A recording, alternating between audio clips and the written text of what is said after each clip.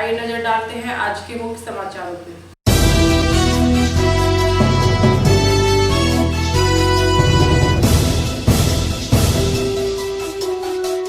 आगामी विधानसभा चुनाव को लेकर दरभंगा के समाहरणालय में स्थित डॉक्टर भीमराव अंबेडकर सभागार में प्रेस कॉन्फ्रेंस का आयोजन।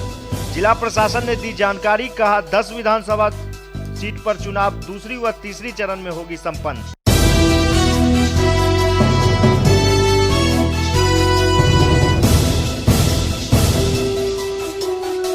गुप्त सूचना के आधार पर उत्पाद विभाग की टीम ने शराब माफियाओं पर की कार्रवाई। 116 लीटर विदेशी शराब के साथ एक युवक को दबोचा।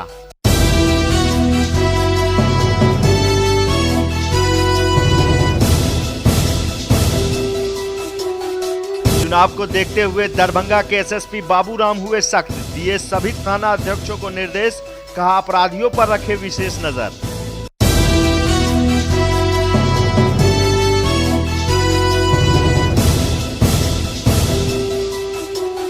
मतदाताओं में जागरूकता लाने को लेकर जिला प्रशासन कर रही है तरह तरह का कार्यक्रम का आयोजन। शनिवार को मतदाता को जागरूक करने को लेकर किया गया रंगोली प्रतियोगिता का आयोजन।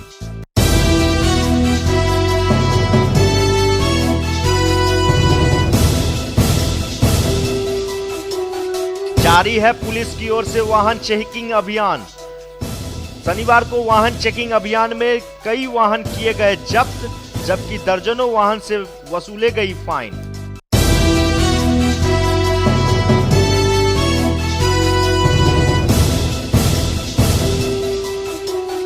पटना में भारतीय जनता पार्टी के कार्यकर्ताओं के द्वारा जाप के कार्यकर्ताओं की पिटाई के बाद दरभंगा में जाप जिलाध्यक्ष मुन्ना खान ने किया प्रेस कॉन्फ्रेंस का आयोजन। कहा भाजपा है गॉडसे को मानने वाला दल।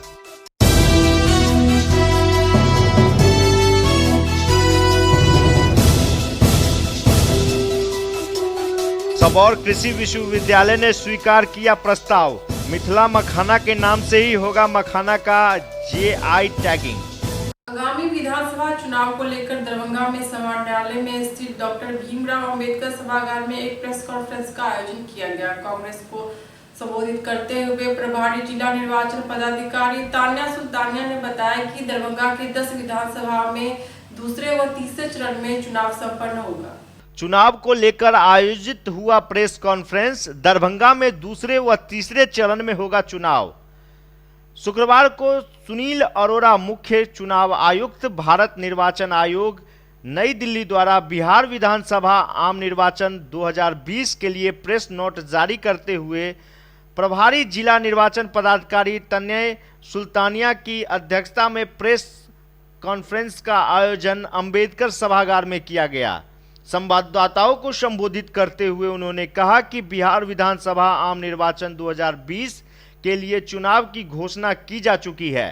बिहार में चुनाव 3 चरण में निर्धारित किया गया है। प्रथम चरण में 16 जिलों में 71 विधानसभा निर्वाचन क्षेत्र में 28 अक्टूबर 2020 को तथा दूसरे चरण में 17 जिलों में 94 विधानसभा निर्वाचन क्षेत्र में 3 नवंबर को तथा तीसरे चरण में 15 जिलों में 78 विधानसभा निर्वाचन क्षेत्र में 7 नवंबर को मतदान कराया जाएगा।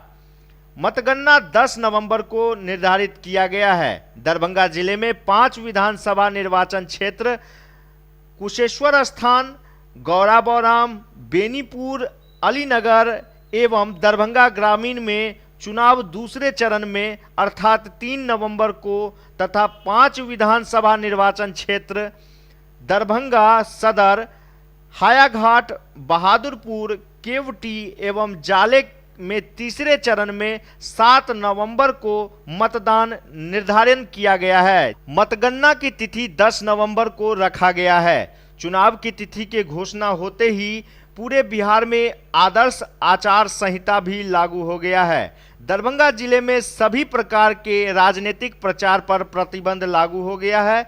इसलिए 48 घंटे के अंदर प्रचार से संबंधित पोस्टर, बैनर, होल्डिंग सभी संबंधित दल स्वयं हटा ले तथा सरकारी बैनर, पोस्टर, फ्लैक्स हटाने की जिम्मेवारी शहरी क्षेत्र में नगर निगम, नगर परिषद को तथा ग्रामीण क्षेत्र में संबंधित प्रखंड विकास पदाधिकारी को दिया गया है। अब बिना अनुमति के अब कोई भी चुनावी सभा रैली का आयोजन नहीं होगा। सभी प्रकार के धरना प्रदर्शन पर प्रतिबंध लागू हो गया है। बिना अनुमति प्राप्त किए एवं बिना प्रमाणीकरण के किसी भी प्रकार का प्रचार प्रसार अब आदर्श आचार संहिता का उल्लंघन माना जाएगा। अधिसूचना की तिथि से नामांकन प्रारंभ हो जाएगा। नामांकन के लिए एक अभ्यर्थी अपने साथ 2 व्यक्ति को लेकर निर्वाचन पदाधिकारी के समक्ष जा सकते हैं। नामांकन के लिए प्रत्येक अभ्यर्थी को 2 वाहन की ही मान्यता होगी। जिले में मूल मतदान केंद्रों की संख्या 2755 है। 1261 सहायक मतदान केंद्र बनाए गए हैं। इस प्रकार कुल 4016 मतदान केंद्रों पर चुनाव कराया जाएगा। जिले में कुल मतदाताओं की संख्या 27,72,250 है, जिसमें पुरुष मतदाता 14,66,962 है एवं महिला मतदाता 13,05,241 व टी-जेंडर मान्यता की संख्या 47 है। पीडब्ल्यूडी मान्यता की संख्या 19,347 है। 80 वर्ष से ऊपर वाले मतदाताओं की संख्या 62,181 एवं सेवा मतदाता 1221 है। लॉकडाउन के दौरान 84,831 लोग बाहर से आए थे, जिनमें से 71,692 का नाम निर्वाचन सूची में पहले से ही जुड़ा हुआ है। 11,773 लोगों का नाम जोड़ा गया है। पिछले 13 एवं 20 सितंबर को आयोजित विशेष कैंप में 23,549 आवेदन प्राप्त हुए, जिसमें 11,800 महिला मतदाता हैं। कोविड-19 के गाइडलाइन के अनुसार मतदाता तिथि के पूर्व प्रत्येक मतदाता केंद्र को सैनिटाइज कराया जाएगा तथा 6 फीट की दूरी पर मतदाताओं को लाइन में खड़ा रहने हेतु घेरा बनाया जाएगा।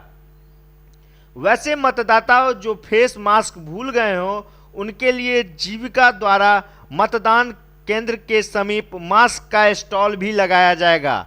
80 वर्ष से ऊपर पीडब्ल्यूडी कोविड-19 पॉजिटिव मतदाताओं के लिए पोस्टल बैलेट की व्यवस्था की गई है, लेकिन नामांकन प्रारंभ होने के 5 दिनों के अंदर उन्हें अपना आवेदन विहित प्रपत्र में भरकर अपने निर्वाची पदाधिकारी के समक्ष प्रस्तुत करना होगा। अभ्यर्थियों द्वारा डोर टू डोर अभियान के लिए उनके साथ अधिकतम 5 व्यक्ति ही जा सकेंगे। चुनाव प्रसार में एक साथ 5 वाहन ही चल सकते हैं। कोविड-19 के मद्देनजर इस बार एक मतगणना हॉल में अधिकतम 7 टेबल ही लगाया जाएगा। बाजार समिति में 6 विधानसभा निर्वाचन क्षेत्र एवं महिला आईटीआई में 4 विधानसभा निर्वाचन क्षेत्र की मतगणना की जाएगी। इस प्रेस सम्मेलन में मीडिया कोषांग के वरीय प्रभारी अपर समर्था विभागीय जांच अखिलेश प्रसाद सिंह, नोडल पदाधिकारी कोषांग नागेंद्र कुमार गुप्ता, उप निर्वाचन पदाधिकारी पुष्कर कुमार, जिला बाल संरक्षण पदाधिकारी सह सहायक नोडल पदाधिकारी मीडिया कोषांग श्रीमती नेहा नुपुर, जिला कल्याण पदाधिकारी सह सहायक नोडल पदाधिकारी मदन प्रसाद उपस्थित थे। भारत निर्वाचन आयोग द्वारा आज चुनाव की घोषणा कर दी गई है। घोषणा करने के साथ ही आदर्श आचार संहिता लागू हो जाती है। अब सभी राजनीतिक कार्यक्रमों पर उस प्रतिबंध लगाया जाता है एवं जिस भी पार्टी को, पॉलिटिकल पार्टी को कोई भी कार्यक्रम करना है या प्रचार प्रसार के लिए रैली सभा का आयोजन करना है, उसके लिए परमिशन लेना होगा। पब्लिक रैली गैदरिंग्स के लिए परमिशन लेने होंगे, जिसके लिए भी मानक बनाए गए हैं, जो सभी कोविड-19 के दिशा निर्देश के आलोक में ही किए जाएंगे। 48 घंटे के अंदर जितने भी पोस्टर, बैनर्स, होर्डिंग्स सभी लगाए गए हैं अलग अलग क्षेत्रों में, वो पॉलिटिकल पार्टी के प्रतिनिधि उनको हटा लें। इसके साथ ही जिलाधिकारी महोदय द्वारा सभी पदाधिकारीगण एवं बॉडीज़ को, जैसे कि नगर निगम, प्रखंड, थाना, सभी को आवश्यक दिशा निर्देश दे दिए गए हैं कि इस तरह के सभी पैम्फलेट, पोस्टर, बैनर्स, होर्डिंग्स जो अलग अलग क्षेत्रों में हैं, उनको हटा लिए जाएंगे। दरभंगा न्यूज एक्सप्रेस के लिए चिंटू कुमार की रिपोर्ट। सूचना के आधार पर उत्पाद विभाग की टीम ने 116 लीटर विदेशी शराब के साथ एक युवक को गिरफ्तार किया है। बताया जा रहा है कि शीशो गांव में काफी दिनों से युवक शराब का कारोबार कर रहा था। देखिए पूरी रिपोर्ट में। उत्पाद विभाग की टीम ने गुप्त सूचना के आधार पर दरभंगा के शीशो गांव में छापेमारी की। इस दौरान स्थल से 116 लीटर शराब के साथ 98 लीटर विदेशी शराब व 18 लीटर देसी शराब बरामद हुई। इसके साथ ही उत्पाद विभाग के टीम ने एक युवक को भी गिरफ्तार किया है और उसे आरोपित भी किया है। पहले स्टार्ट ही किए थे। अच्छा, स्टार्ट किए थे। कहाँ से ये मन में आया कि स्टार्ट करना चाहिए शराब बेचने का? नहीं, थोड़ा सा ऐसे ही बैठे थे तो सोचे कर लेते हैं। अच्छा, बैठे हुए थे। इससे पहले क्या कर रहे थे बैठे हुए थे तो? शॉप था। हाँ, शॉप था। शौक था। शॉप दुकान। अच्छा, दुकान था। उसमें क्या हुआ? जो मतलब नहीं, ऐसे ही मतलब हुआ, साइड से कुछ होने लगा। वो भी चल रहा था और ये भी चल रहा था। अच्छा, किससे जुड़ा था? नहीं, आदमी से पहुंचा रहा था बस। क्या नाम पास के लोगों का कि दूसरे गांव के लोगों का? नहीं, दूसरे गाँव। क्या नाम था जिससे लेते थे? नाम क्या? पता नहीं नाम। उसका ऑफिस चला हमारे साथ। कैसे वो लोग आपको मतलब पार्सल करता था? आधा घर पे दिया था।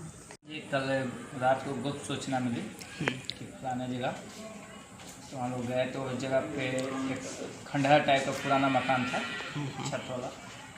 उसको चेक करने के बाद आंगन में हमको लगभग 2 पेटी के आसपास देसी शराब आईडी का और लगभग 10 से 11 पेटी माल सोफिया नेपाली देसी शराब प्राप्त हुआ हमको। कहाँ से प्राप्त हुआ?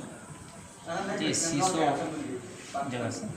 अच्छा, कितने लोग गिरफ्तार हुए उसमें? जी, एक आदमी। एक आदमी। आपका नाम क्या हुआ? राजकुमार।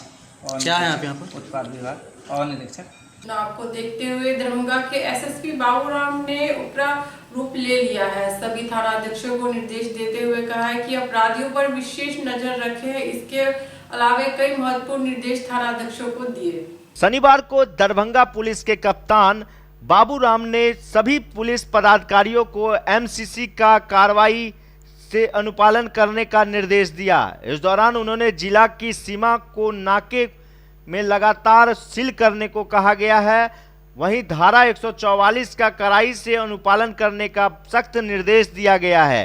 सभी सरकारी एवं सार्वजनिक एवं निजी संपत्ति पर विरूपण को तत्काल हटाने का भी निर्देश दिया गया है। एसएसटी और फ्लाइंग स्वाइड के तुरंत सक्रिय करने को कहा गया है। जिन लोगों ने अपने सशस्त्र का सत्यापन नहीं कराया है उनके विरुद्ध एफआईआर दर्ज करने की भी बात कही गई है और उनके सशस्त्र को जब्त करने की बात भी कही गई है। असामाजिक तत्वों पर कड़ा रुख करते हुए एसएसपी ने बताया कि CCA 3 के अंतर्गत थाना पर हाजिरी लगवाने तथा जिला बदर हेतु 2 दिनों के अंदर प्रस्ताव समर्पित करने को कहा गया है।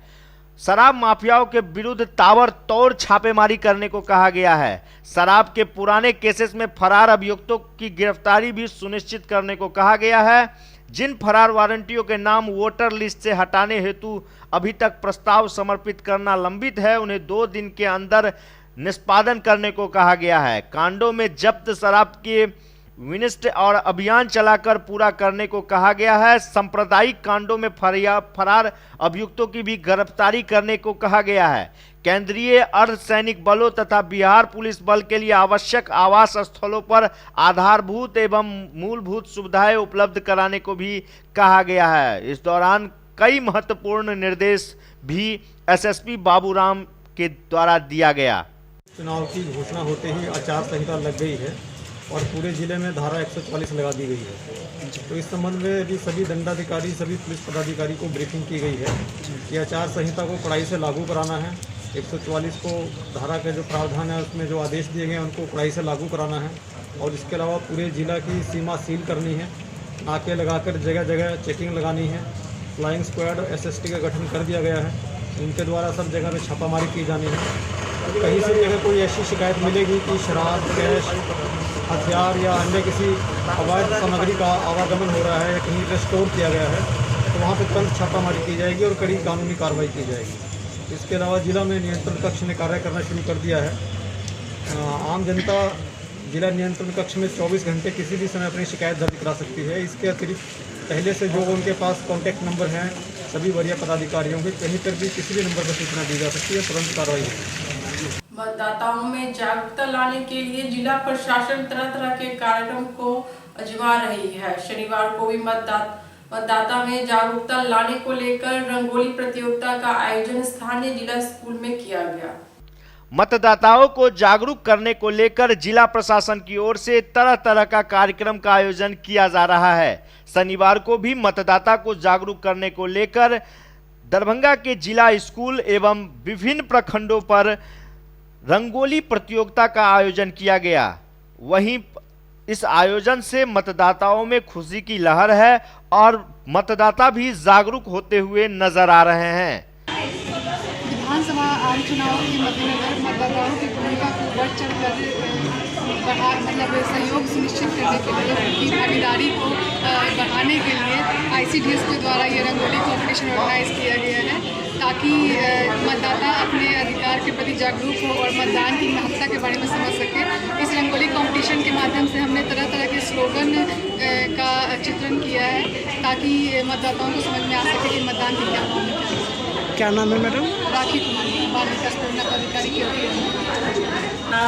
अभी हम लोग जैसा कि जानते हैं कि बिहार विधानसभा चुनाव बहुत नज़दीक है और अब कल प्रेस विज्ञप्ति भी जारी हो चुकी है और दरभंगा में 3 और 7 नवंबर को हम लोगों का मतदान होना है।